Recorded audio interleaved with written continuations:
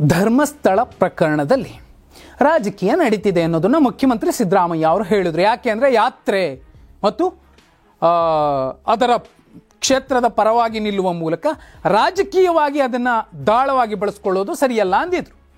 ಆದರೆ BJP ಬಹುದೊಡ್ಡ ನಿರೀಕ್ಷೆ ಇಟ್ಕೊಂಡು ಧರ್ಮಸ್ಥಳ ಚಲೋ ಕಾರ್ಯಕ್ರಮ ಮಾಡ್ತು. ಎಲ್ಲೆಲ್ಲಿ ಸಾಧ್ಯ ಆಗುತ್ತೋ ಅಲ್ಲೆಲ್ಲ ಕ್ಷೇತ್ರಗಳ ಕಡೆಯಿಂದ ಒಂದೊಂದಷ್ಟು ಜನರನ್ನು ಕರ್ಕೊಂಡು ಹೋಯಿತು. ಆದರೆ ಅವರೊಂದು ನಿರೀಕ್ಷೆ ಇಟ್ಟಿದ್ರು, ಹೇಳಿ ಕೇಳಿ ಕರಾವಳಿಯಲ್ಲಿ ಇಂಥದ್ದೊಂದು ಕಾರ್ಯಕ್ರಮ ನಡೆಯೋದು, ಅದು BJPಯ ಕಾರ್ಯಕ್ರಮ. ನಿರೀಕ್ಷೆಗೂ ಮೀರಿದ ಜನ. ನೀವು ಬಸ್ ಮಾಡ್ರಿ ಮಾಡದೇ ಇರ್ರಿ, ಬೇರೆ ಕ್ಷೇತ್ರಗಳು, ಬೇರೆ ಜಿಲ್ಲೆಗಳು, ಬೇರೆ ಪ್ರಾಂತ್ಯಗಳು ಬೇರೆ, ಆದರೆ ಕರಾವಳಿ BJPಗರು ಗಟ್ಟಿಯಾದ ಹಿಂದುತ್ವ ಇರುವಂತಹ ನೆಲ. ಜನ ಬಯಸಕ್ಕಿಂತ ಹೆಚ್ಚಿನ ಜನ ಬರ್ತಾರೆ, ಬಯಸಿದ್ದಕ್ಕಿಂತ ಹೆಚ್ಚು. ಅವರು 1 ಲಕ್ಷ ಜನ ನಿರೀಕ್ಷೆ ಮಾಡಿದ್ರು. ಆದರೆ ಬಹುದೊಡ್ಡ ಶಾಕ್ ಆಗಿದೆ, ಸ್ಥಳೀಯ ಕಾರ್ಯಕರ್ತರು ಅಲ್ಲಿಗೆ ಜಾಸ್ತಿ ಜನ ಬಂದಿಲ್ಲ. ಎಲ್ಲ ಹೊರಗಿನಿಂದ ಬಂದವರು ಬಂದಿದ್ದಾರೆ. ಸುಮಾರು 50ರಿಂದ 60 ಸಾವಿರ ಅಷ್ಟೇ ಜನ ಯಾಕೆ ಸೇರಿದ್ರು? ಇದು ಈಗ BJPಯಲ್ಲಿ ಚರ್ಚೆ ಆಗ್ತಿರುವಂತಹ ವಿಚಾರ.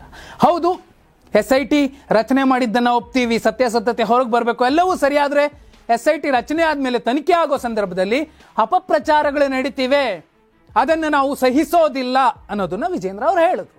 ನೋಡಿ, ತುಂಬಾ ಸೂಕ್ಷ್ಮವಾಗಿ ಈ ಪ್ರಕರಣವನ್ನು ನೋಡ್ತಾ ಬಂದಿರೋರಿಗೆ ಅರ್ಥ ಆಗುತ್ತೆ. ಕರಾವಳಿ ಭಾಗದ ಪ್ರತಿ 10 BJP ಕಾರ್ಯಕರ್ತನ ಪೈಕಿ 8 ಮಂದಿ ಆ ಹೆಣ್ಣು ಮಕ್ಕಳಿಗೆ ನ್ಯಾಯ ಸಿಗಲೇಬೇಕು ಅಂತ ಬಯಸ್ತಿದ್ದಾರೆ. ಅಷ್ಟೇ ಅಲ್ಲ, ಯಾವ ಥರದ ಹಿಂದುತ್ವ ಮಾಡ್ತಿದೆ BJP? ಅಲ್ಲಿ ಸೌಜನ್ಯ ಕೇಸ್ ಇರಬಹುದು, ವೇದವಲ್ಲಿ ಅಮ್ಮನ ಕೇಸ್ ಇರಬಹುದು, ಪದ್ಮಲತಾ ಅವರ ಕೇಸ್ ಇರಬಹುದು, ವಾರಿಜಾ, ಯಮುನಾ, ಈ ಎಲ್ಲ ಹೆಣ್ಣು ಮಕ್ಕಳಿಗೆ ನ್ಯಾಯ ಸಿಗೋದು ಯಾವಾಗ? ತಪ್ಪ್ಯಾರು ಮಾಡಿದಾರೋ ಗೊತ್ತಿಲ್ಲ, ಆದರೆ ಸತ್ಯಾಸತ್ಯತೆ ಹೊರಗೆ ಬರಬೇಕು. SITಗೆ ನಾವು ಸಹಕಾರ ಕೊಡಬೇಕು. ಅದನ್ನು ಬಿಟ್ಟು ಈ ಥರ ಈ ಪ್ರಚಾರಕ್ಕೆ ಬದಲಾಗಿ ಅವರು ಧರ್ಮಸ್ಥಳ ಚಲೋ ಪ್ರಚಾರಕ್ಕೆ ಬದಲಾಗಿ ಸೌಜನ್ಯಾಳಿಗೆ ನ್ಯಾಯ, ಪದ್ಮಲತಾಗೆ ನ್ಯಾಯ, ವೇದವಲ್ಲಿಗೆ ನ್ಯಾಯ, ವಾರಿಜಾ, ಯಮುನಾಗೆ ನ್ಯಾಯ ಅಂತ ಒಂದು ಯಾತ್ರೆ ಮಾಡಿದಿದ್ರೆ ಕರಾವಳಿಯಲ್ಲಿ ಪ್ರತಿ 10 ಕಾರ್ಯಕರ್ತನ ಪೈಕಿ 10ಕ್ಕೆ 10 ಮಂದಿ ಬಂದು ಸೇರ್ತಿದ್ರು. ಆದರೆ ಈಗ ಧರ್ಮಸ್ಥಳ ಚಲೋ ಕಾರ್ಯಕ್ರಮ ಏನಾಯಿತು, ಅಲ್ಲಿ ನಿಜಕ್ಕೂ ಆಘಾತ ಆಗಿರುವಂಥದ್ದು BJP ನಾಯಕರಿಗೆ. ಯಾವ ಹಿಂದುತ್ವದ ಗಟ್ಟಿನೆಲ್ಲ ಭದ್ರಕೋಟೆ, ಅಲ್ಲೇನೆ BJP ಕಾರ್ಯಕರ್ತರು ಬಂದು ಸೇರಲಿಲ್ಲ. ಸ್ಥಳೀಯರು, ಹೊರಗಿನಿಂದ ಬಂದವರು, ಅಲ್ಲಿಲ್ಲ ಕರ್ಕೊಂಬಂದವರು ಇದ್ದಾರೆ. ನೋಡಿ, ನೀವು ಕೆಲವು ವಿಜುವಲ್ಸ್ ನೋಡ್ಬೋದು. ನೀವು ಬಸ್ಗಳೆಷ್ಟು ನಿಂತಿದ್ದಾವೋ ಅಷ್ಟು ಜನ ಅಲ್ಲಿ ನಿಂತಿಲ್ಲ. ಬೇರೆ ಕಾರ್ಯಕ್ರಮಗಳು, ಕಾಂಗ್ರೆಸ್ ಮತ್ತೊಂದು ಅಂತವಾದಾಗ ಬಸ್ಸನ್ನು ಮೀರುವಷ್ಟು ಜನ ಇರ್ತಾರೆ. JDS ಕಾರ್ಯಕ್ರಮಗಳನ್ನೇ ತಗೊಳ್ಳಿ. ಆದರೆ BJPಗೆ ಯಾಕೆ ಈಗ ಆಗ್ತಿದೆ? ಒಂದು, BJPಯ ಡಬಲ್ ಸ್ಟ್ಯಾಂಡರ್ಡ್ ನೀತಿಯನ್ನು ಆ ಭಾಗದ ಕಾರ್ಯಕರ್ತರು ಮತ್ತು ನಾಯಕರು, ಹಿಂದುತ್ವವನ್ನು ಪ್ರತಿಪಾದಿಸುವಂತಹ ಮತ್ತು ಅದಕ್ಕೆ ಜೀವ ಕೊಡುವಂತಹ ಅಲ್ಲಿನ ಯುವಕರು ಬೇಸತ್ತಿದ್ದಾರೆ. ಇದು ಎಚ್ಚರಿಕೆಯ ಕರೆಗಂಟೆ ಆಗಿದೆ BJPಗೆ. ಅವರ ನೀತಿ ನಿರ್ಧಾರವನ್ನು ಬೇರೆ ಕಡೆ ಹೇಗಾದರೂ ಬಳಸ್ಕೊಳ್ಳಿ, ಆದರೆ ಕರಾವಳಿ ಭಾಗದಲ್ಲಿ ಹಿಂದುತ್ವ ಅಂದರೆ ಹಿಂದುತ್ವ, ಅದಷ್ಟೇ ಆ ಭಾಗದ ಜನ ಬಯಸ್ತಾರೆ. ಮತ್ತು ನ್ಯಾಯ ಅಂತ ಬಂದಾಗ ಹಿಂದೂ ಹೆಣ್ಣು ಮಕ್ಕಳಿಗೆ ನ್ಯಾಯ ಸಿಗದಿದ್ರೆ ಅದು ಯಾವ ಸೀಮೆಯ ಧರ್ಮ ರಕ್ಷಣೆ ಅನ್ನುವಂಥದ್ದು ಕೂಡ ಆ ಭಾಗದ ಕಾರ್ಯಕರ್ತರ ಲೆಕ್ಕಾಚಾರ.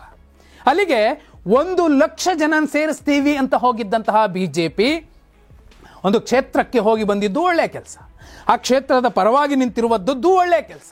ಆದರೆ ಅವರು ಈ ಹೆಣ್ಣು ಮಕ್ಕಳಿಗೆ ನ್ಯಾಯ ಸಿಗಲೇಬೇಕು ಅಂತ ಪ್ರತಿಪಾದನೆ ಮಾಡೋದಕ್ಕಿಂತಲೂ ಹೆಚ್ಚಾಗಿ ಕೆಲವರ ಬೆನ್ನಿಗೆ ನಿಂತಿದ್ದಾರೆ ಅನ್ನೋದು ಕಾರ್ಯಕರ್ತರ ಆರೋಪ. ಒಂದು BJPಯ ಭದ್ರಕೋಟೆಯಲ್ಲೇ ಇಂಥದ್ದೊಂದು ಸಂದೇಶ ರವಾನೆ ಆಗಿದೆ ಅಂದರೆ 2028ರ ರಾಜ್ಯ ವಿಧಾನಸಭಾ ಚುನಾವಣೆಯಲ್ಲಿ ಈ ಭಾಗದಿಂದ BJP ಬಹುದೊಡ್ಡ ನಿರೀಕ್ಷೆ ಮಾಡೋದಕ್ಕೆ ಸಾಧ್ಯವೇ ಇಲ್ಲ. ಈ ಕ್ಷಣಕ್ಕೂ ಬದಲಾವಣೆ ಆಗದೆ ಹೋದರೆ 28ಕ್ಕೆ ಬಹುದೊಡ್ಡ ಲಾಸ್ ಆಗಬಹುದು. ಇಲ್ಲಿನ 3 ಲೋಕಸಭಾ ಕ್ಷೇತ್ರ ಮತ್ತು 19 ವಿಧಾನಸಭಾ ಕ್ಷೇತ್ರಗಳ ಪೈಕಿ ಬಹುದೊಡ್ಡ ಹೊಡೆತ ಬೀಳುವಂತಹ ಸಾಧ್ಯತೆ ಇದೆ ಅನ್ನೋದಕ್ಕೆ ಇಲ್ಲಿ ಬಂದಂತಹ ನಿರೀಕ್ಷೆಗಿಂತ ಕಡಿಮೆ ಜನ ಏನಿದ್ದಾರೆ ಅವರು ಕೊಟ್ಟಂತಹ ಖಡಕ್ ವಾರ್ನಿಂಗ್ ಇದಾಗಿದೆ ಅನ್ನುವಂಥದ್ದು ಗ್ರೌಂಡ್ ರಿಪೋರ್ಟ್. ಹಾಗಿದ್ರೆ BJP ಈಗಲಾದರೂ ಎಚ್ಚೆತ್ತುಕೊಳ್ಬೇಕಾ ಈ ಪ್ರಕರಣದಲ್ಲಿ? ಕಮೆಂಟ್ ಮಾಡಿ.